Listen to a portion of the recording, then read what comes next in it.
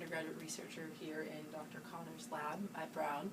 In the summer I was fortunate enough to be a recipient of the Matty Fund Neuroscience fellowship, and the Matty Fund really allowed me to connect all of the pieces of the puzzle that are involved in caring for someone with a neurological disorder like epilepsy. So I got to work here in the lab, working to understand a little bit more about the inhibitory circuits in the brain that often go awry and when people have seizures or epilepsy.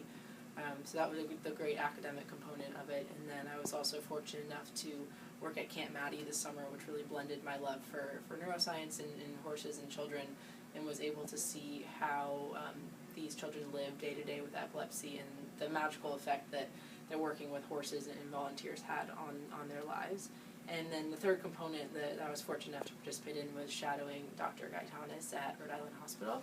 So I got to see the complexities and the challenges and the rewards associated with treating kids with epilepsy who often have a variety of other disorders, and the impact that all three of these pieces can have on epilepsy as a whole. So the on-the-ground philanthropy work, the lab research that's helping advance the field, and then also the actual clinical intervention. So it was just a fantastic tripod, so to speak, of the field, and really enriched my experience this summer.